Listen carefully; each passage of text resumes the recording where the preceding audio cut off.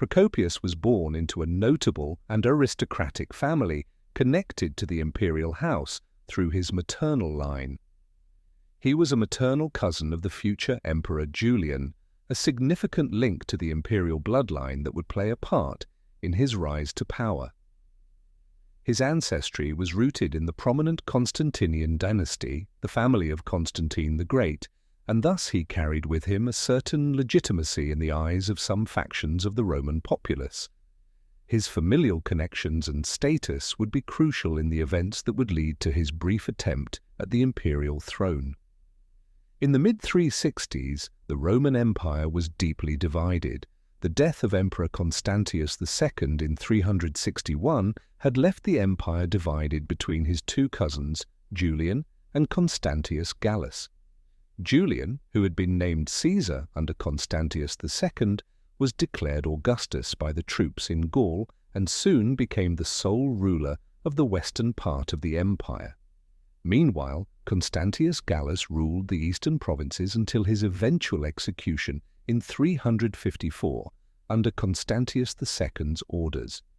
After Julian's unexpected death in 363 during an ill-fated campaign against the Sassanid Empire, the Eastern Roman Empire was left under the control of his cousin, Emperor Valens, who ruled as Augustus from 364 to 378. Valens faced immediate challenges, including both external threats from the Goths and internal tensions among the elites, many of whom had grievances against his rule. It is within this context of instability that Procopius, as a member of the imperial family, began to entertain ideas of rebellion against the ruling emperor, Valens. Procopius had lived much of his life in obscurity, but he was well aware of the dissatisfaction among certain factions within the Roman world, and saw an opportunity to seize power for himself.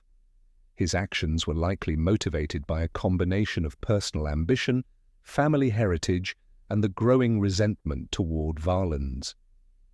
Procopius's revolt began in 365 when he capitalized on the support of certain military units and factions within the Eastern Empire, some of whom were disillusioned by Valens's leadership and his failures to address various military and political crises.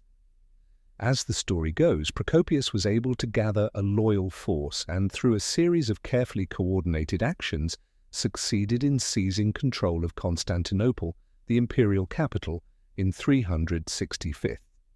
The proclamation of Procopius as emperor in Constantinople was a clear sign of the unrest and dissatisfaction with Valens's rule. While the city's people may have seen in Procopius a hope for stability or better governance, his control over the empire would prove to be fleeting. Procopius's brief reign as emperor lasted only a few months.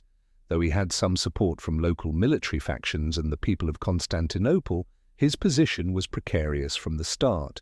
Valens, who had been based in the eastern provinces, was quick to respond.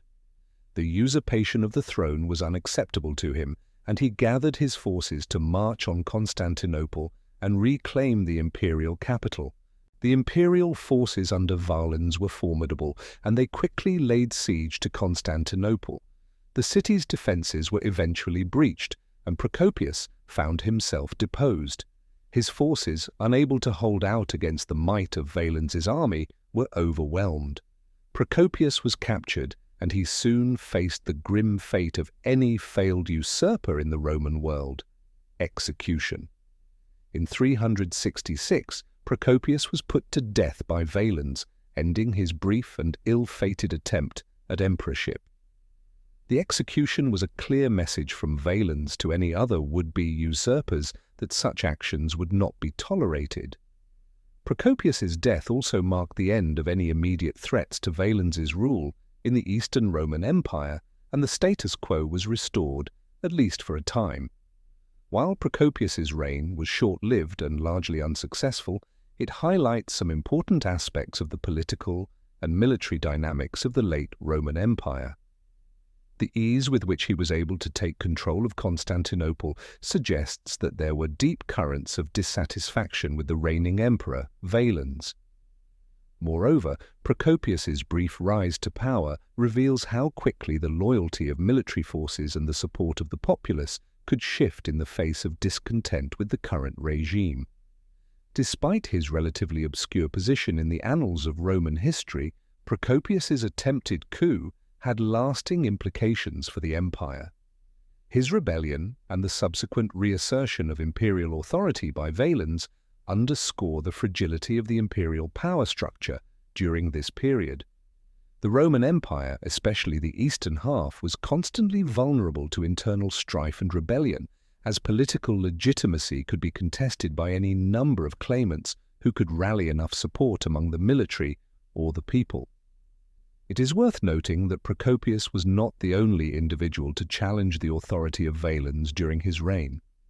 The emperor faced multiple challenges from rival claimants and military leaders, reflecting the broader instability that plagued the empire during this period.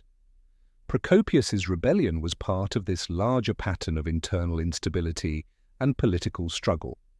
Today, Procopius is largely remembered as a failed usurper whose attempt to claim the imperial throne ended in failure and death. His legacy, however, offers insight into the nature of Roman imperial politics in the mid-4th century and the volatile relationships between rulers, their military forces, and the populace. The briefness of his reign stands as a reminder of the dangers of trying to usurp a reigning emperor, especially one as determined as Valens, who was able to reassert his authority and maintain control over the Eastern Roman Empire after Procopius's death.